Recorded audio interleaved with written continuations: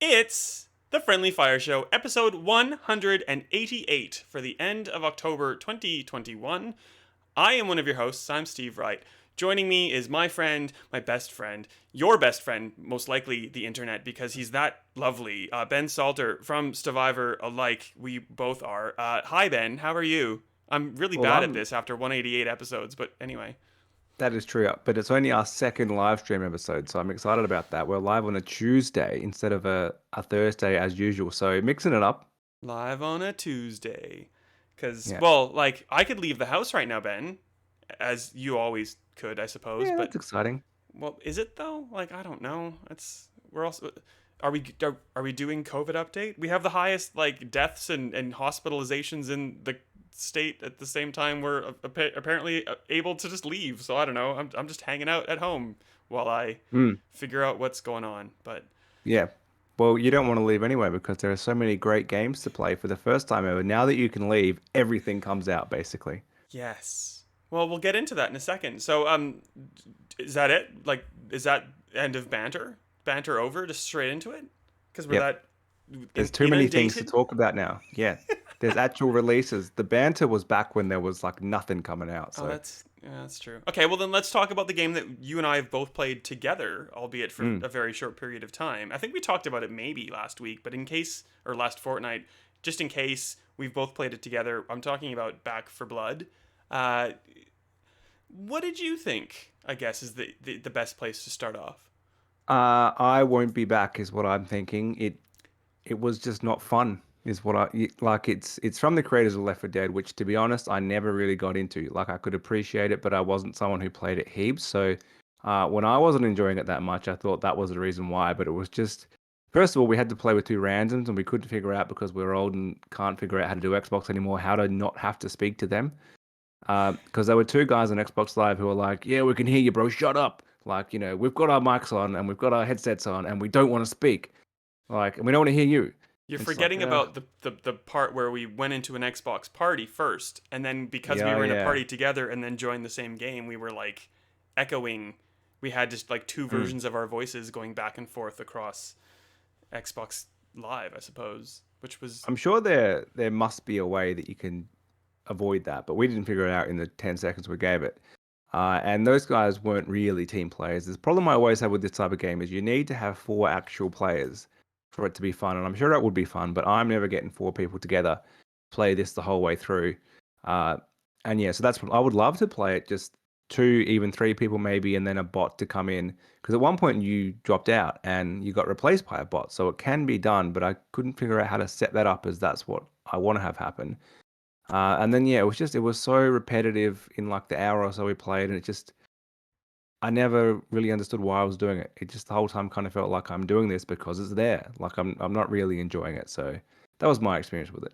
yeah. The day after I think we played, I played by myself and sometimes was joined up with one other person or maybe Mm, a full roster of people, but like a lot of the time I was just playing by myself, and I was just going back because like in every section of each act there's like a collectible to go and find, and you can basically just turn on easy mode and just run to it and the bots will basically help you, um, which I did just fine, but the bots also kind of proved in those instances that they were pretty useless. Like they could maybe revive yeah, you, but they kind of just stood around and didn't do a lot. So it's not fun with randoms who were like, "Oh yeah, mate, I can hear you." I played swarm mode that same day, and like this guy was just screaming the entire time, like thinking he was a genius because he was identifying game mechanics that were very, very, very obvious. Like, oh, yeah, we I'm spending money on this thing and it looks like it's good for all of us. And you talked about it for like fully 5 minutes. It's like, yes, mate, we're a team. We're pooling our money and we've spent it on like upgrading the tall boy. You can shut up now. And then like if he would hurt someone, it's like, oh, get wrecked. Just like this like super stereotypical, very Aussie, like thick accented, just like I want to mute you. I don't want to hear you. I hope we lose just because I don't like you that much, dude. So yeah, like it's just I guess like old man yells at cloud, old man doesn't want to play with randoms on the internet. So maybe that's tarnished the experience a little bit. yeah. But I think if you had that group that you play with regularly that you could rely on, and it being in Game Pass means that they probably all have access to it too. It's not like okay, guys, we all have to go spend $100 to buy this. It's probably something a lot of those type of people who play together regularly can access. So I'm sure there are people like that who are playing it and really enjoying it. But as someone who jumps in multiplayer more often than not by myself, and I want to do the objective normally, but like on my own with people kind of helping, you don't really need to coordinate, and that's where the games that dominate your battlefields, your CODs, your Halos, that's what they do well. They don't need that close teamwork. So, yeah, much easier to pick up and play than this. Agreed. Do you want to have a 2 or 3 minute break, Ben? Sorry. Yeah, While I talk about I'm gonna NHL mute 22. myself. All right, go. Well, great. I'm going to talk about the game that I reviewed recently called NHL 22. You might have heard of it if you're a hockey fan. It's the latest and only yearly installment in EA Vancouver's EA franchise, much like the Maddens and the FIFAs. I promise I won't talk too long about it, Ben. I promise I won't talk too long about it. But it's basically the big draw card this year is that it's done in Frostbite. So we're talking realistic lighting and cool shadows, and like textures on jerseys look very amazing, and like there's all that kind of like cool things that are actually very good. And engine wise, there's a lot of physics that um, enhance the general physics of hockey. But with this change of engine, there's also a lot of bugs and things that maybe didn't get enough polish, and things that will Mm. need some fixing as you go through. So like it's ultimately, I think it's a skip year. There's still, obviously, if you're a giant hockey fan, there's a lot that you will find amazing about this game. But there's just like it's like I want to like it more than I do, and I don't. There's a whole bunch of weird syncing issues. There was a patch that went out earlier today that I haven't had a chance to look at, but there was also a patch that went out right before launch that was also like this new one, supposed to fix syncing issues. And syncing issues like deal with matchmaking problems, and even like in single player modes where like you're just basically just you against the AI computer thing. Like the menus will just sit there for like 2 or 3 minutes, and you get this weird like syncing thing in the top of the screen, like inexplicably, and it's just like that's never happened. That should never happen. So like for all the good there's a lot of just weird stuff. I think that's it, unless you It's randomly somehow have a question about hockey, which I know you don't. I don't, but I have a comment on EA Sports because it's not in our news. I've realized maybe it's a little bit old, but it's not, I don't think we talked about it last episode. That the fact that EA and FIFA are splitting up basically, or they're trying to see other people. They're kind of like when two married people are on Tinder. Like they haven't quite announced that they're definitely broken up, but they're looking around. Um, it's weird.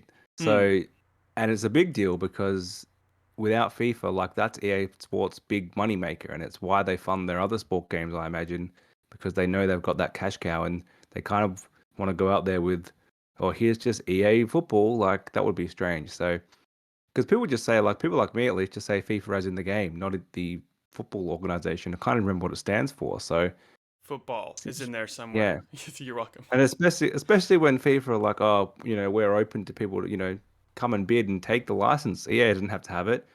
Konami's not going to buy it. They seem to have absolutely no money. So Well, and who? their recent release of eFootball or whatever they called it, where like Exactly. everyone's made of like Gumby like rubber, yeah, not helping. So Yeah. Anyway, that's off topic, but it's an interesting time for EA Sports. it is. Yeah, I think next year's a definite buy, because like there's a lot of good stuff that has come in with the NHL upgrade to Frostbite, but there's just like a lot of just stuff that they clearly haven't had enough time to fix. And Mm. maybe if it wasn't COVID times, maybe they would have gotten it a little bit better if they were all in the office. Maybe not. Who knows? Like it's that weird time of year or life or whatever. Both. It's the weird time of both. Have you probably haven't had a chance to play this one either, so I'll just keep talking. Assassin's Creed Discovery Tour Viking Age, one of the longest names ever for like a really cool thing, to be honest. Have you played any of the other Discovery Tours? Very briefly, I think maybe the first one, whenever that was, I checked it out just to see what it was. But it's a good idea. There was one for Egypt, I think, and one Maybe that for that was the one. whatever. God, where were they? In Sparta? No, like Greece. It must, yeah, yeah. It With was like because it was mythical, it got a bit weird. Yes. So those two discovery tours are really good. They're generally free updates from Ubisoft, and you get to basically walk around from point to point and learn about Egypt or learn about Greece or wherever you happen to be. This one is that, so that's kind of like the same mechanics, but there's also more of an emphasis on an actual narrative and game-like mechanics that you would find in Valhalla, apart from Right. combat. So like you start and you're this husband and wife team, and you control the husband, and you walk into this Viking village, and you like start learning about the Viking village, and you can go and interact with like classic Ubisoft things on a map to learn more about like this game piece or this village or whatever else. But there's also like a story. So like you and husband and wife are accused of making inferior products, and that means that you're a betrayal to the town, and like you don't get to go on this expedition. And then because it's not true, you click on Eagle Vision, which somehow you have because you're not an assassin, but it's a game mechanic in Assassin's Creed, and you're looking for clues to try to prove your innocence, essentially. So like it's the same discovery tour where you're learning, but it's also more gamified, and it's more of a narrative and a normal game thing. So I'd recommend it, of course, especially if you have Valhalla and it's free. It's free on PC right now. It'll be free on consoles when it comes out next year. It's that weird thing of like, I don't think I'd recommend you buy it, because why would you? If you didn't already own Valhalla, you probably won't be interested. Mm. And if you are interested, you probably should just buy Valhalla for like the game and also get this on the side. So it's one of those weird ones where like they've already hit their target market, because that's probably people who are into Vikings or into Assassin's Creed, and like already have this. But whatever, it's Yeah. go for it. Oh my god, I just looked at the rundown again. Have you played any Guardians of the Galaxy yet? It's been out for like 3 hours or something like this, but I am keen to play it. I will play it. I like the idea. I can already tell you what the first part of your thing's going to be. Like I didn't read. I forget who reviewed it for us. Matt, Anyhow, I Mr. haven't read Matt that. Gosper. Right. I haven't read that yet. I'll go and read it after this. But I'm going to assume somewhere in there it said the Avengers was a good single player idea that they tried to jam into a terrible games as a live service system, which just kind of ruined the whole thing, and it threw people off. And a lot of people probably didn't finish it because of that. They just wanted it to all be single player because that's where the quality was. And it sounds like that is what they've attempted to do and done quite successfully here. Yes. I've played maybe like an hour of it or so. I'm really liking it. It's that weird thing where it's definitely inspired by the movies, but not inspired by the movies, but like it's almost a Mm, carbon copy, like visually, um, which I guess is more than Avengers had going for it. The narrative so far, it's been pretty handholdy. Like here's all the things you need to learn. So like I think I've just gotten out of tutorial mode really, but the banter between the characters is very good. The combat's been pretty fun so far. There's not been a lot of it, but I'm excited for it. I guess the only thing that's kind of like throwing up a red flag right now for me is that there's five collectible achievements that you can't get unless you get them on your first playthrough. So as soon as you like pass a right. level select is there, but like it's broken right now. So I've asked Square Enix and Eidos Montreal if that's, I don't think that's intentional, and I've asked if there's going to be a patch. I haven't heard back yet. But I guess if that's something that you care about, maybe give it a little bit of time, because I'm kind of the player, like I do love my achievements, but I don't want to like sit there with a guide playing as I like reading as I play to get the collectibles as I'm playing the first time. I'd rather go back a second time and like mop it up, because I feel like it detracts from the experience, obviously.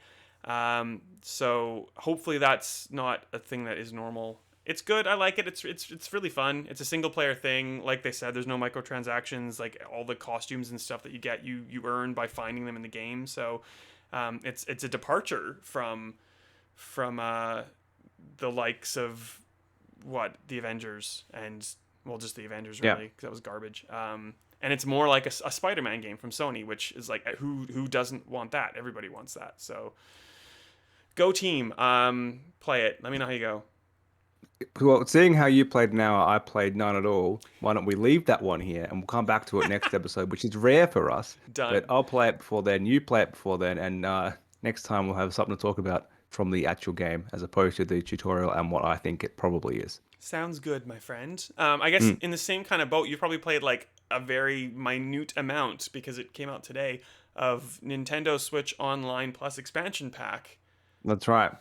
But the thing is, I played all these games before, not on expansion pack. Actually, they do have an expansion pack, but it's the Nintendo 64 expansion pack. That is a joke which will go over your head and over everyone's head who didn't have that little thing that you needed in your front of your 64 to play Majora's Mask. Anyway, Well, uh, you played Mega Drive games. Did I get it right this time? yeah. And I So played I, Genesis games. So that's right.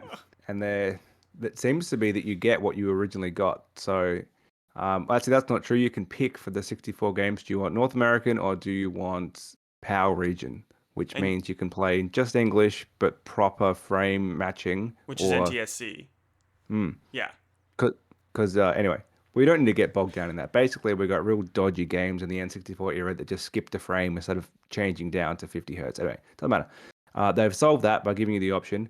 It, as far as I can tell, uses the same upscaler as Mario All Stars, Yeah. um, or same emulator. So the game itself is running in 720, but the that's like the 3D textures, and I'm used Mario to compare, but the 2D sprites are like just stretched up. So in Mario, they redid the hardened stuff, so you could actually read uh, how many stars you had, what your health is. Like it looked clear. That's not the case on Switch Online. That's all super blurry because they just left it as was. So Oh. it's definitely a worse version of Super Mario 64, considering the two on Switch. Um, but yeah, in general, the games do look better. They play better. It does feel, from what I played, like the 10 minutes of each game, it feels weird with a Switch controller because you're used to having like the Z button and then the one, because of the 64 with the three prongs. So you use kind of Z, which is now LZ, and then just the top right bumper. So you're using like one top bumper and one like trigger on each Oh. side, if that makes sense. And Yeah. it's confusing. The other two buttons aren't It really does used. make sense, but it doesn't make sense because that doesn't seem good. No, so I have ordered a controller. They were back in stock today, and they're sold out again, I think. And I think that'll make it better to play because I'm made to play with its absolute monstrosity of a controller. And I think that's how you have to play these games. So that's my plan. It seems to run okay. Like the frame rate didn't seem great. Like there did seem to be some level of slowdown, which is disappointing. I don't understand how the Switch couldn't just run these really well, considering it has done with the Mario games already. Yep. Um, but yeah, I think the problem is I don't get the people complaining about the price. Like it's $30 more, which is nothing. Like what do you get for $30?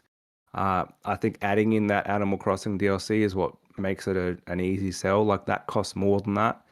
Um, If you're an I think Animal it's Crossing player, which I yeah. guess like who isn't an Animal Crossing player?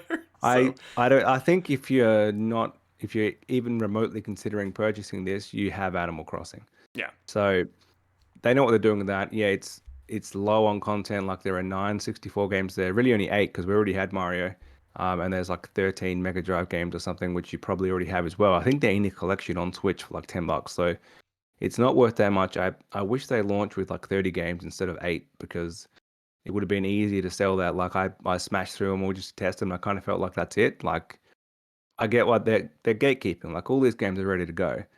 They just want to say, here's one Zelda. In a year's time, they want to say, here's another Zelda. Yeah. And I kind of get holding some, but they could have had like the first Banjo Kazooie and saved the second one. They could have had Donkey Kong 64 in there. They could have had Smash Bros and Paper Mario. Like just some more variety in there, considering you're paying the same. Like Yeah. in 2 years from now, when there are 12 games instead of eight, it'll be the same cost. Like they've just been historically so slow. But I don't think it's a value thing. Americans are weird when they're like, they get really caught up over $10. When something costs $60 versus 70 and they're just like outrageous. I can never get past that. Should have been 50. And it's just, I never get why they're so caught up over like, I bought a coffee in America. They outrageously expensive. Like, you know, But was it a good coffee? Did you feel like no, you had it? I've, Oh, well, there you go. I've never had a good coffee in America. Uh, but yeah. So I think people were over. I don't really get why they were so annoyed. I think it was just they expected more, or they expected it to be super cheap because Nintendo's online service is rubbish. So like, Oh, we just yeah, accepted it. you're not getting Nintendo Switch Online for the online component. You're getting it for like No. the NES and the SNES, and now I guess if you pay extra, the 64 and the Genesis stuff on And top. I suppose the cloud saved, which PlayStation do charge you for that as well. Only Xbox does it for free. Well, actually, maybe Xbox doesn't even. I can't even remember. Uh, so yeah, like there are stuff like the fact that it has no voice chat. These games have online in them, but I can't figure out how to do it. Like you need to activate it in the Switch Online menu, and then it's like you need to have your friends online. Like I couldn't find a way just to play Mario Kart 64 with some random people. Well, So why it's don't kind you of just get useless. them to go to the Stevivor Discord and just use Discord because it's probably a hell of a lot easier to use voice than. Yes, that's what they want you to do.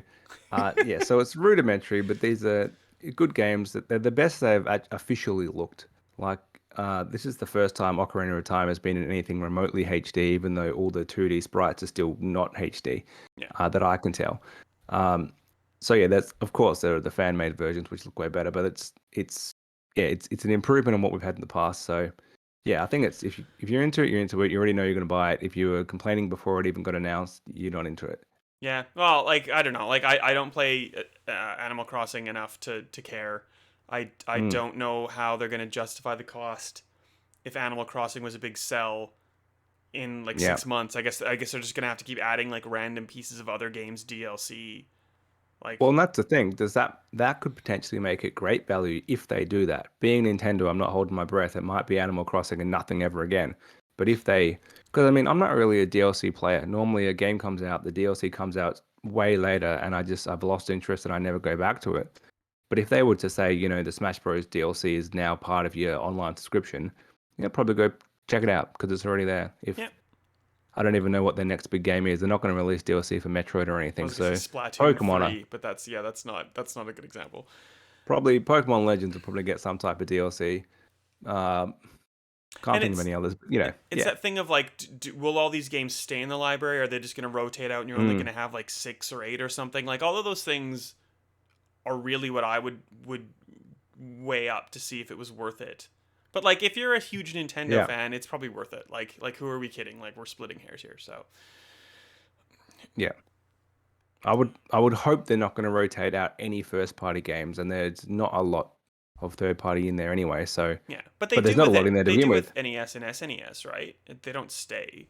Supposedly, but I don't really play a lot of them, but I've never noticed. Like your Mario's, your Zeldas always seem to be in there. I haven't really, maybe some of the more obscure ones, and there are some obscure ones in there. Maybe they go in and out. I'm not sure. There you go. Hmm. Hi, Shane and Cav. Sorry, I'm bad at looking at the chat. Anything else that you've played this fortnight, Ben, that you want to talk about before we get into news and newsy Uh, type things? Well, I did play one. I played 1/5 of Jackbox 8.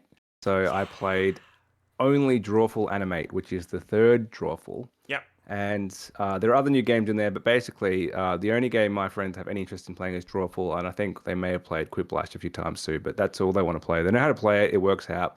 It's exactly the same as the other ones, except you have a second image now, which is the animate part. So it plays one image, then it plays your second You image. make a GIF, And a GIF, a GIF. What do you say?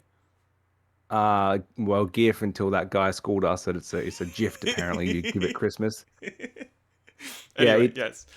little quirk that slightly changes it, but I think it was fun enough. The only thing I would like is I would like an option. So basically, you draw your first image, and then it kind of gives you like a silhouette or like a lighter outline of that for your second one, so that you can remember what you drew on the last screen, but it's not there. So a button to like clone that because sometimes you just want to add to it. Oh, and then like Like, an eraser. That's a really good idea, Ben. oh, well, you can't have an eraser because the whole thing is if once you stuff up, that's how the jokes happen because No. you've ruined it. And Well, yeah, but like if you're cloning it, then you can like erase something and like put in like a draw in a dick or something. I don't know. Everyone just draws a dick, right? I suppose the idea is that you're meant to just quickly trace over the part that you want again and change something else. But Yeah, true. yeah, uh, yeah, I think it's better. On this beast of a phone, I thought I had an advantage because I'd have more space to draw, but like no, No, it like makes it like the width of an iPhone, so I was still with my like giant fingers trying to draw a picture and basically like marking up half the no screen just good. like with one press. Um, Did you? We kept having the same. We had like seven or six or so players, and one person, and it changed who it was each round. they would start typing something when you have to say what you think's on screen, and it would just auto delete, and you couldn't get it Oh, out. weird. No, we And didn't it have that. kept happening and kept changing which player it was. So I didn't really get what was going on there. There were only three of us playing because we were just kind of getting out of our Mm. lockdown restrictions. So, but then like randomly we started playing Jackbox because I brought that thing there. I don't know if you can see it. The The suitcase. the travel like Microsoft Flight Simulator Xbox S. I had a chance to finally use it now that we could leave the house. So we went to my friend Alice's house, who you know, Ben. And her husband Simon's in New Zealand, like stuck there. So we looked after the kids for a little bit, and she just like didn't have to look after a 5-year-old and a 3-year-old for like the first time in 2 months. The poor dear. So we got very drunk that night and just played Jackbox, and we kind of got sick of 8, so we started playing 5. And there's a game called Mad vs. City that I'd never played before, and it's so good. You're like just a wannabe rapper, and you're just trying to like rhyme like lines of verse to like make a slam and rap, and it was very, very good. So any Okay. Jackbox game is amazing. Any Jackbox game is absolutely worth the price, in my opinion. They're very cheap, but they're very fun. There's some really, Yeah. really bad games, but there's like really good games that make up for the difference of quality, I think. Yeah. We'll see where they go from here because 8 in like 8 years is a lot. So But they're good. Just make a whole bunch of. yeah. Well, no one here likes You Don't Know Jack as much as I do. Like as a North You're American, American. love it, Yeah. love it. Ugh, so good. Don't get any of the references of the jokes. It's like, yeah, if we made a trivia game and there's every joke about like Harvey Norman and Vegemite constantly, like, you just don't get it. That would suck. Yes. Also, Guespionage, which I don't know which one that one's in. Guespionage is mint. It's like 100 or the 100 or whatever. There's like a Australian game show with like Oh, Hamish yeah. and or Andy. Good. Anyway, and they ripped that off clearly, completely. Let's get into the news. There's a whole bunch of stuff. The first thing I think we should talk about, it happened last night. We're recording this on a Tuesday. Which the thing I'm talking about is the Halo Infinite single player campaign reveal, I think they called it. If not, it shouldn't have been called a reveal Yeah. because we saw this a year ago and then it like got canned and the game got delayed because of it essentially, and now we're seeing it again. That said, I think it was a lot better this time, Ben. So like what did you make from it first of all? Like what is your top Uh, down look? well, it looks really good. I think the more open level looks great. It looked really fluid. It pretty much looks like what we thought we are going to get last year. I don't think it looked especially amazing, like next gen style, and I'm glad they didn't just go for let's make it look like a first party Sony game that looks amazing when we just show you cinematics. Like they were pretty hell bent on let's show you what the actual game looks like, as opposed to trying to make it look really good. And so then it naturally looks good because it's actual gameplay and it's very brief, mind you. It was like maybe 2 minutes of actual gameplay. But yeah, I like that they kind of revisited the bit they did show last year to show you what it looks like now very Hmm. quickly. Um, yeah, I think it looks really good. I'm very keen to play it. I was anyway. I was skeptical because they hadn't shown off anything, and they still haven't shown off much. So we'll be going in pretty blind if they don't show us anything more, which is good. I think they've shown just enough to kind of appease us and show us that it is there, it is quality. We had a nice little teaser at the end, which I won't mention if you haven't seen it, from the main character last year that everyone talked about. It's got a new beard. Um, so so yeah, at least they kind of they went into the joke and accepted it. Yes. I think there was so many weird like hot takes. Like people were like, oh, there's Cortana. It's like, well, no, it's not Cortana. We've seen this character who's like the not Cortana. I'm glad. I thought they were going away from that. If I'm being honest, I thought they were kind of just like scrapping like the story of Halo 4 and Halo 5 altogether. It seemed like they're kind of like, nah, you know what? Like she's just the new Cortana. Deal with it. But it Mm. seems like you're still trying to figure out like what's happening with the rampancy. There was this huge emphasis on the grappling hook and really cool things you could do with the grappling hook that like look amazing, but I'm not sure I'm going to be able to pull off any of those things. Like there was the one instance where you were on a banshee. Was it a banshee? Is that the little flying one, the Covenant one? Banshee. Uh, yeah. Yes. If it's not a banshee, I'm really sorry. Deal with it. And he being the Master Chief exited the banshee, uh, smashed another one with the rail gun weapon, which isn't a rail gun, but like the piercer or the spiker or something, and then like grappled to another one that was flying by, and then like ejected the pilot out and took that one over. Like if you can do that, honestly, if I can do that, honestly, yes, this is gonna be like the most like I am a golden god, I have all the power kind of moves. Like I hope that these things are able to be pulled off by most players and not just like cool things. Like I don't want to go and watch someone on Twitch play Halo, no offense to anybody else, but Mm. I hope it is I hope all these things work in the campaign and it's not like a one in a million thing that like you kind of see as a happenstance. Like I hope there's all these chances to do these kind of cool things. Um, I'm not worried about Halo Infinite at all. I was for a good long while. I think what they showed last night was exceptional, and I'm super excited for it. And I wish I could play with you when it came out at launch, but I can't. That's the only downside, but I suppose the flip side to it is, hopefully it's good enough that we play it solo. They get the co-op in there. I don't think they've set any time frame, but you'd hope within like 6 months or so.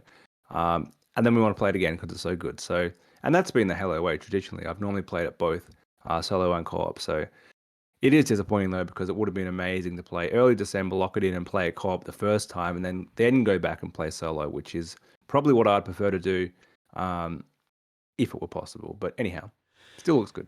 Yeah. Well, and we have multiplayer, I guess, and it's free. So Yeah, not that like Infinite Campaign is basically free because it's on Game Pass, and who in this stream doesn't have Game Pass, Ben? We both do. So hurrah! that's right. Um, Yeah. I am excited for it. I'm really excited for it actually. I like that there are bosses with health bars. Like just like it's there's a whole bunch of little things that just show that it's evolving into like a more modern style game, like maybe more of a Destiny. Like it's a little bit more open world. There's a little bit more like freedom to go and just venture off and go to different places and check out things and like engage a boss. um, but it still feels very Halo to me. Is that Yeah. accurate? It came across very, yeah, very Halo. It looked more open. I wouldn't want them to go to Destiny because I think that's way wrong for Halo. In that Destiny, the problem I have with it is there's just no purpose to it, and that's not what I want for a Halo game. I want that more. There's a fine line between that having that open area that you can explore to a somewhat of a degree to find a different way to do something or a different way to approach. But I do want to be making progress. Like I want to be pushing through and knowing that something's being accomplished because it's meant to be a linear campaign experience from like a mission based point of view. So, Yeah. but yeah, having those more open areas, I should say, and you can approach things differently. That's probably a step in the right direction.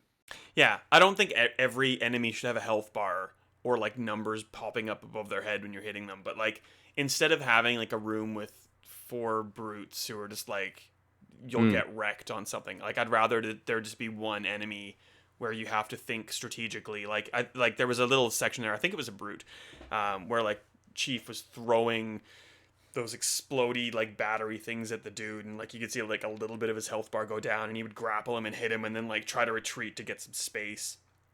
So like I'm happy that it still feels like Halo, but it's like a little bit of an evolution of Halo. Like sometimes in Halo, when if it's on Legendary, it's like you just get hit twice and you're dead. Like just get better. So like somehow headshot that guy faster. And sometimes like it's fun and it's great when you can do it eventually, but sometimes you're just like, I hate this. Like I'm just stuck in this like one little like checkpoint space, and I don't know how to get out because I walk into a room and just get headshot and I'm dead. Like what do you do? So Yeah. maybe I hope that kind of that feeling goes away a little bit and it feels a little bit more modern in that respect. So, and it looks like Yeah. that's what they're going for, I think. I think 343 the entire time has been stuck between knowing that they're in Bungie's shadow and they haven't had that masterpiece Halo game that they kind of probably expected they would have had by now. They've had problems with like the Master Chief Collection, which is someone else's work that they didn't deliver as well as they should have initially, but they've, to their credit, have fixed it. And then I think they were stuck between, do we just copy what's come before us or try to do that again? Do we try to modernize it and how do we do it? Which way do we lean? Trying to get that slider, that scale right between those two options, and then trying to kind of do their own thing and bring in new stuff which we haven't seen before, which while still keeping that Halo feel, which is pretty much what we just said they seem to have done. Like they seem to have finally got that magic formula, which is admitting that it has to be different. Like you can't release Halo 3 again in 2021. Even if Bungie did it, it wouldn't be great. So it's that game, which is my favorite by a long way, just came out at the right time and it nailed everything at the time. To do that again in 2021, and it's going to have to be something different. So I don't think they have known what that is until this point, and it seems like I'm glad they got the extra year. They seem to be more on board with what they should do, have a better plan. Certainly, they nailed the multiplayer from what we played. That was Yeah. great. So if they've got the same approach to campaign, I can't see where it's going to go wrong. Well, nice. I think we could talk about that for ages, but like we don't have to soon. Like Mm, it's coming out in a month, basically. So how exciting! finally, And in between that, you know, you could play Age of Empires, and you can play Forza in your Horizon cereal 5 box. in your cereal So box. Apparently, I'm getting some cereal, so when I do, oh, you I'll haven't let got you it, know. If you have a CD and player, for Ben, I'll send you the CD because I have I nothing that don't, can play a I don't. CD, like literally Mm. in my house at this point. I Um, suppose one thing on that, now that you've just mentioned Forza, I suspect that the plan pre-COVID, console launching in late 2020, was going to be Halo there at launch, Forza there at launch. yeah. Like these two, like the Xbox launch lineup was Forza terrible. at launch as well. I reckon Forza I was think always so. meant to be now, and Halo and Forza were like the two end of year things this year and last year. The only reason I think that is because Horizon was on such a 2 year cycle, and now it's been 3 years. And we also have Motorsport discontinued. I kind of feel like they were planning to have a gap for Motorsport so it can reboot. I don't think they intended to get into a situation where there isn't one available to buy. So I think maybe that was meant to come out this year. Yep. Um, and traditionally, they also would announce the Forza Horizon like kind of at E3 to come out in September. Like they would only announce them a few months ahead, which is gave them plenty of time just to not announce it last year. Uh, and yeah, the launch lineup was so bad. I can't imagine they planned to have nothing. And normally you'd have multiple games, and that would have been like they knew they had to do well at launch to try to compete with PlayStation. They would have had more than just Halo, and it all fell apart.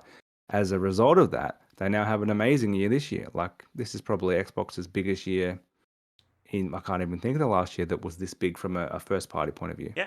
So thought experiment though. Mm, If what you're saying hypothetically was true, what would have been this year's big thing? Because like if yeah, those two things moved out, and I think you made a solid case. I'm just like, what would have filled the gap? Like, would they I have think delayed Psychonauts? No, that's silly. no, that wouldn't have been. I think that launched in the right time. Like it couldn't be a holiday release. Potentially something we haven't like we saw Avowed and then it disappeared. We maybe they were hoping they would have known that Bethesda thing was going to happen. Maybe they were hoping Starfield was slightly further along. Again, all these things got pushed back. I don't know what like the initiative has been around since 2017 or 18 or something, and they only just got announced as oh yeah they're going to make Perfect Dark. Maybe that was expected to be further along. And there could be more things like that, which maybe are close, but they didn't need to be ready this year as a result. No, we don't have to know because we have this, so it's fine. Deal Mm. with it. Moving from video games to video games that are instead movies. Sony released its first proper trailer for Uncharted, starring Tom Holland as our mate. I was gonna call our mate Your Nolan mate? North. No, our mate Yeah. Nathan Drake, voiced by Nolan North normally, and Sully, who is Mark Wahlberg. Have you checked out the trailer? If not, and you're on the Yeah. stream, you can watch it. You can't, Ben, but I'm sure you've seen it. So, did you watch it? Tell me. Sorry. Yeah, and I think it did have an Uncharted tone to it, but yeah, it looks wrong. Like for one, the like Nathan Drake is Nolan North, like having that the wrong, having the high pitched young Tom Holland as Drake. It's that mission in Uncharted 3 where you're playing as young Drake and it's rubbish. Like it seems like that's going to be the whole movie. And also having Sully, first of all, not grey haired and not mustached, it just doesn't seem right. Yeah, like I think there's a whole bunch to go with on this, and like the first thing that I don't really like is that Tom Holland, and they call it out in the trailer, like, you look too young, mate, and he does. He looks Mm, too young, and then he yeah. sounds not like Nolan North, and Nolan North basically should have been like, I know people make this huge thing about Nathan Fillion being Nathan Drake, but like Nolan North could have been Nathan Drake. Like he's maybe a little too old right now, but Yeah. he's 10 years ago, it could have have you been. seen that guy? He's still like built like a brick shit whatever. Or I said shit in you know what I mean. I meant to you get what I meant to do. Yeah. Um It doesn't, it feels more like Mark Wahlberg should be, of the two actors, should be Nathan Drake. Like from an age point of view, it doesn't seem right. but Wahlberg isn't like a Sully either in That's my what I'm saying. yeah, I like don't think he should neither be of them are Nathan right. Drake. Just from an age point of view, he's closer to Nathan Drake than he is to Sully. Like, just seems, yeah, it just seems casted wrong. And yeah, Nathan Fillion must be very annoyed because he did that like little promo movie, didn't he, where he kind of shot at Yes. himself as a bit of a joke, and could have been good. And that said, like it looks good. It looks very much like Uncharted. Like Tom Holland might Mm. be a little too young and might not sound like I want him to sound, but like he's got like the Got the white look. shirt and like the gun holsters. He looks like Nathan Drake. He looks like he could be Nolan North Yeah. on a budget, but like probably costing far more money than Nolan North could ever hope to get from Sony. Like I'm not trying to poo-poo this movie. I think it's going to be really good. Like the action sequences, like the recreation of like the airplane thing from was that 3? No, 2. Too. 2 I looks really think so. good. Like it all looks really good. Like it's going to be really entertaining. It's going to be fine. But I'm just like, oh, I just wish it was like a little bit more. Yeah. Eh. It looks wrong, but I think they're going for people who will see this as an enjoyable action movie who may not even know the game at all or only slightly know it. I don't think they know that people who know Uncharted will watch it anyway. And so that's why they've gone for the cool young Nathan Drake as opposed to old man Nolan North Nathan Drake. Whereas then, like, I know it's not on the run sheet, Ben, but they've put out some stuff from The Last of Us TV series, and that looks like pretty accurate to The Last of Us games. Mm. So I'm like, I'm excited about both of these things. I'm probably more excited about The Last of Us than I am about Uncharted, if I'm being honest. Yeah, it seems like a better fit for a movie, but Uncharted will probably be a funner movie to watch. Not so grim. Action packed, Yeah. etc. Hmm. Well, moving off that, then the Xbox expansion cards by Seagate are about to get 2 new additions to the family. So, in addition to the terabyte offering that you can currently get, there's a 512 offering and a 2 terabyte offering that are coming in December. You can pre-order from November, or you can pre-order the 512 now in the US via Walmart. Uh, Mm. Australia hasn't given us any details on pricing yet, but just by like the pricing on the US alone, it's going to be around like the $540 mark for the 2 terabyte card, um, which is I expensive. I Sorry, think it's actually gonna be 600. I think you need to add GST to that. you're probably right then. So because the US price wouldn't have tax in it. Yeah, it just seems outrageously expensive.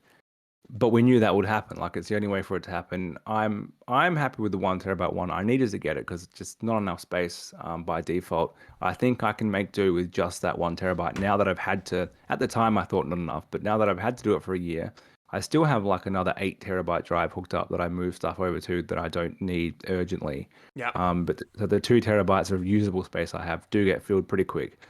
I think the 512 is a good idea for people who accidentally bought an Xbox Series S and regret it because, like, you can only fit 1.5 games on that. Yeah. At least you can kind of now get it up to what you would get in an Xbox Series X, basically getting to a terabyte. Uh, yeah, like I mean, I don't understand the point of that console. I think the price doesn't make sense. The amount of storage doesn't make sense. Having no disk drive doesn't make sense. I know what they're trying to do, but they didn't. The price doesn't match those things for me. Not in Australia, at least, anyway. Yeah. Well, like it's me. I'm probably gonna get a 2 terabyte card. I'm gonna take the one out of that Per Xbox you can't console. see. I'm gonna put it into that thing with maybe another one, and just have Yeah. like 2 1 terabyte cards in that to take to play Jackbox Party Pack.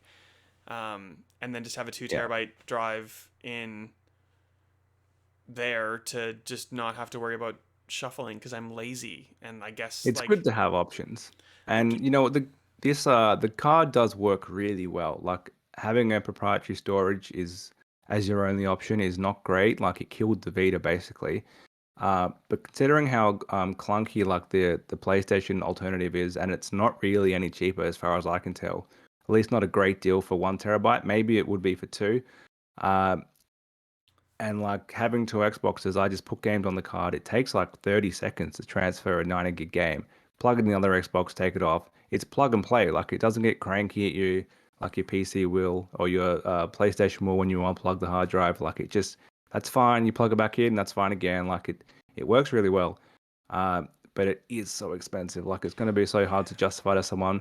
This console costs $750 and the extra storage is 600. Like Yeah. it's insane. Well, but like rightfully so. Like we're talking maybe like a terabyte SSD with a heat sink on PlayStation 5. I don't know the number off the top of my head. Like 400, 450. So to get a Mm. 2 terabyte card on Xbox for like $100 more ish roundabout, like you're doubling the size. So like it's expensive, but like it's not expensive for what it is, but it's still expensive compared, and also in Yeah. addition to the console and everything else that you've like dropped for this thing, and you've maybe dropped the same amount for a PlayStation. Like it's a lot of cost where maybe you Yeah. are better off buying a super souped up PC, but you can't because you Can't probably buy can anything. afford a GPU, but you just can't get a GPU right now. Like you can't get a PS5 and you can't get an Xbox Series X. Like you just can't buy these things. They don't exist in retail. Like they're just wait lists and wait lists. Sorry, I cut you off. Can't get anything. Well, you're best off really just buying the biggest hard drive you can buy. Move your games you're not currently playing on there. Any last gen games which are backwards compatible, you can just play off there. Um, and that would be my advice if you have a Series X. If you have a Series S, I think you're stuffed. Like it's just I don't get why they released a console less than a terabyte. If that needed to be for $500 they charged in Australia, that had to have a terabyte in it. You can get a so you know you mentioned you can't get a PC, you can't get a PlayStation, you can't get a Series X. You can get a Series S wherever you want. Like they're obviously not selling or they're really easy to make. Yeah, Um, it's yeah, but don't I. get it. The weird thing is like I think people who have an S would be more likely to buy a disc to put it in to save on storage, but that's the console that doesn't have a disc drive, whereas the X has a disc drive. And I don't know if anybody who has an X would really, really be using the disc. Like, and I know that you don't actually have the game on the disc, it offloads it to the hard drive and stuff, but like, I don't know, it seems weird. I would have almost swapped it so the disc drive was on the S and not the X, or just put it in both, but whatever. Yeah, I think it either needed to be $100 cheaper, so 399 Australian, not US. Maybe even like lower than that, 350. And as it is, or it needed to, if it's going to launch at that 500, it needed to have terabyte storage. Yeah. So yeah, I just think it's going those ways. It's like, why would you get it? You're better off spending the 750 on the X when you get the more storage, so it's cheaper than buying the storage card, and you get a disk drive, and you get 4K output. Uh, but you can't buy that. So that's Or the you only just problem with that plan. you get Xbox Game Pass Ultimate and just play on your Android. Just who even needs a console? Like everyone, we're in Australia, Yeah. that's why, because we have awful internet. But No, it does work pretty well, except for the fact that you like break your hand. It's not that comfortable, exactly. but it Um, does work well. Mm. yes. Have you been following Overwatch, Benjamin Salter? Not at all, Bob, but I'm aware. That's you know what, you tell the story. I don't really know. I just saw it in headlines. Well, I can't, it's been so long. I'm trying to forget about it. But like the long and short of it is, there's a history of allegations of sexual harassment and the like at Activision Blizzard. A lot of it is actually at Blizzard, and there's this huge thing revolving around BlizzCons, where they had a Mm. Cosby suite in the convention area or the hotel, near the adjacent to the convention, if not in the same place. Um, and one of these developers who has since left Activision Blizzard, who was working on Overwatch and subsequent Blizzard titles, his name was Jesse McCree, and he is the namesake of McCree, who is a character in Overwatch. He's the cowboy who is voiced by Matt Mercer, who was the voice of Leon S. Kennedy in RE4. God, if I got that wrong, I'm going to be so mortified, Ben, but I think that's right. So, like, he's a fan favorite character, and obviously these allegations by the real life developers is kind of tarnished this poor Overwatch character's pedigree.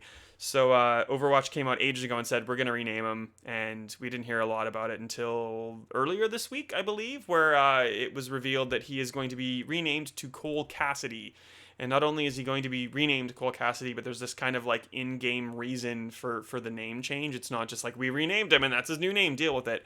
I guess the reason behind the name change for the character is that he's like this outlaw, and like he's changed his name at some point to try to like evade the law, and he's like on the run, but he realizes that he needs to kind of be true to himself, and he's going back to his real name. So it's not an inspirational story in game, but it's like a cool little like meta thing that's happening off the back of a pretty awful thing in real life that rightfully Blizzard is trying to make some sort of amends for. So I don't like. Sorry, I just keep talking. You tell me what you think about that. I think it's a good thing. I don't know if there's much more to say about that than it's a good thing. Yeah, that's fine.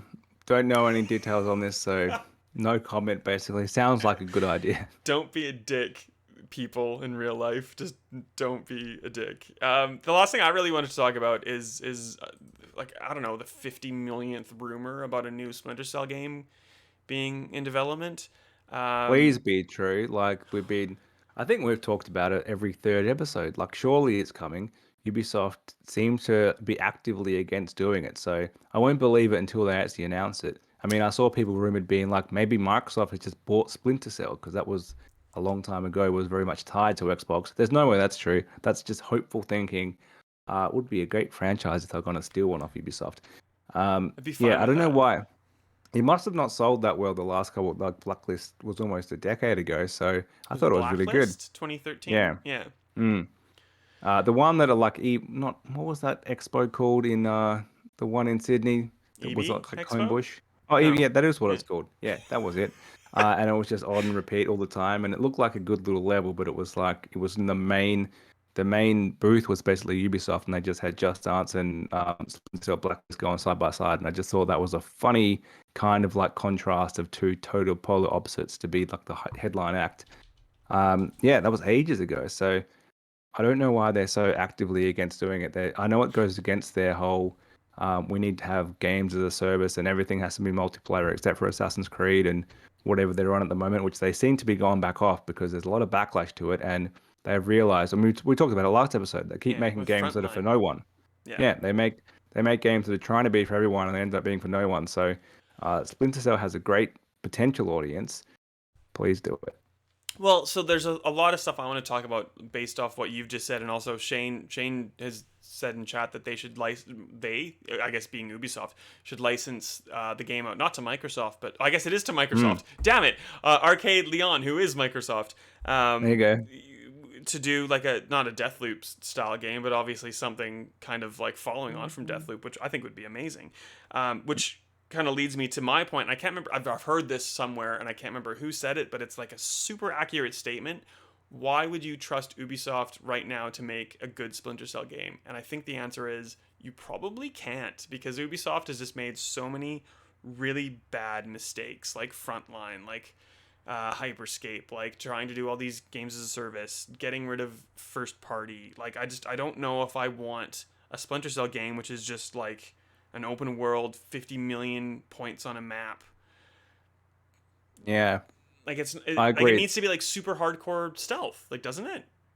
Yeah, it needs to be that fairly linear style, which is not what they've been doing. So, I mean, their last two hits were not that long ago. They're only last year. So, Assassin's Creed Valhalla, great, and Immortals Phoenix Rising, great. But they're both that open world, absolute bloated map where it's kind of do as much or as little as you want. And they've had a lot of examples of that not going well. Those are two examples of it still being good because those are still that single player oriented, story driven kind of games that are still what they do really well. But yeah, you can't do a Splinter Cell game like that. It needs to be quite focused. Yeah. Uh, it could be like the older Hitman games are actually quite linear, and then they kind of brought it back as an open level. So like you could have more open space, but it still needs to be driven missions. Like it can't be go to the map on these 50 different places. You need to know where you're going and what you're trying to achieve. So yeah, I'm at the moment I'm not entirely sure who I would trust at Ubisoft to do it. And like all their studios kind of work like anyway. Like they don't have, Montreal does a whole game and Quebec does a game and somewhere else does a game. That doesn't seem to be how they work anymore. So potentially maybe they should consider farming out some more stuff and getting it done externally. Like, do they have to make? They're such a big publisher. Do they have to make every game themselves? Like even Nintendo doesn't do all their stuff now. Like they're getting other people in to do it for them. So, and they were the last people I thought would ever do that. So Yeah. it's an opportunity. Shane's saying maybe a Blue Point style remake of the first game, which would be a great Mm, step. I think it's a good like idea. a reverse Mario and Rabbids would also be just fine. Like go to Arcane and say like, here's the license, like go for it. Don't put in a Rabbid, please. That would be awful. Um, and if they kind of approach it theoretically, because we don't know much about the Perfect Dark game, like Microsoft is Yeah. approaching Perfect Dark, like yes, we're known for like 50 million icons on a map, like open world things. Like here's like a super narrative, super scripted first first person single player experience, which is just like kind of like plotted from A to Z, just like a Yeah. Guardians of the Galaxy from what I've seen so far. Like one of those. Like we don't everything doesn't have to be this like super giant accessible approach like things do need to be accessible and approachable, but you know what I mean? Like it doesn't have to be like play this. Yeah. It can be like play this, but like it's very very expertly crafted in that little narrow funnel of trench of what you're meant to play. That Yeah. made no sense. Exactly. Well, okay, good. It did make sense. I'll take it. Anything else you wanted to add about news or things that you've been playing, Ben? Nah, that's it. All right. Well, then it's time for our favorite segment before we finish up, Ben. This fortnight? I was going to say month. This Yeah, fortnight in that's delays. right. There's only 3 this time. Well, 4, I guess, technically, because CD Projekt Red has delayed both Cyberpunk 27 and The Witcher 3 Wild Hunt into 2022. Yeah. Current gen versions, of course, because they obviously both exist on last gen consoles I and PC. can't believe they've found a way to keep us talking about Cyberpunk being delayed. Like, unbelievable. And the fact is, I waited, I tried to play it at launch and it was dodgy. And I thought, oh, I'll just wait for the first patch. And by the time that came out, the second one came out. And then I thought, you know what? Second half 2021, I'll just wait for the current gen version. And now I'm at the point where I don't know if I'm going to get to play this game. Like, it's just getting pushed back so far. I'm too committed now to waiting. I can't go back and play that last gen version. Well, I've got 1,000 gamer score in it, Ben. I do like it. Okay. Cyberpunk's great. The Witcher is better than Very good. Cyberpunk. Yeah. I don't feel the need to play either again on a current gen device, Yeah, that's why I'm so I don't committed to care. waiting now. I already waited, so I may as well get the good version. And I don't know if I'm ever going to get that. Apparently next year, but we'll see. Well, there you go. How are you with Souls-like games, Ben? Um, no, not really. I mean, From the yeah, mind of George R. R. Martin, the Lord of the Rings guy. No, God, don't come at me. The Game of Thrones guy. yeah. No. Well, so Elden Ring is what you're talking about, Yes, and you're not. that's been pushed back to like an extremely busy February 25. That's when the Saints Row reboot, whatever that is, remaster, it's not remastered, reboot, Yeah. comes out. Very busy month. Another one that I've just remembered comes out. Maybe it's the next one on your list is, if I can remember the title, Advance Wars 1+2 Reboot Camp, whatever that game's called. Also delayed until February, I think. Autumn Autumn. 2022. Okay, Which so yeah, I beyond forgot to write it February. on the thing, but that's one of the ones that was the last one that was delayed that I forgot to put on the list. Yeah, but that's one of them. There's a ton of games coming out in February and March. Like I know like Horizon Zero Dawn 2. Yeah, That's not what it's called, but that's you know what I mean. That's coming everything that out I got think delayed. March. Yeah, there it used to be that February was like sort of getting busy. Now February is fully busy with a lot of games. But I also wouldn't be surprised if some of those games shift out now that Elden Ring Yeah. and like Horizon 2 are in that period. It's like but we'll see in June. We'll kick it back a couple months. Because a previous delayed game in Dying Light 2, which was, remember when that was definitely coming in 2021 and they announced, oh yeah, by definitely we mean December. And then as we got closer, they said, and by definitely we meant February 22. And so I could see that getting pushed back again. I Yeah. could also see the Saints Row game being pushed back. Like it probably doesn't want to compete with all that stuff. And it didn't look that ready the last thing that I saw from it either. So yeah, I think it will spread out. It'll smooth itself out across the year. You would hope. One would hope. That's it. Unless I forgot something, Ben. No, that's it. Well, it's a solid hour. What are we doing? This is way too long. This is unlike us. We're Yeah. like a 25 minutes out and done kind of show. Damn it. Because there's games actually coming out, and there's more coming out over the next few weeks. Like it gets busy. We're going into November. Yes. Yeah, Yeah, like we are. we didn't play House of Ashes. We probably won't play Riders Republic. There's tons of games. So sorry in advance to our schedules. They're gonna suck. But join us again in a fortnight. We'll talk about more. Ben, how do we find you on the internet? I am Ben_Salter on Twitter, and how do we find you?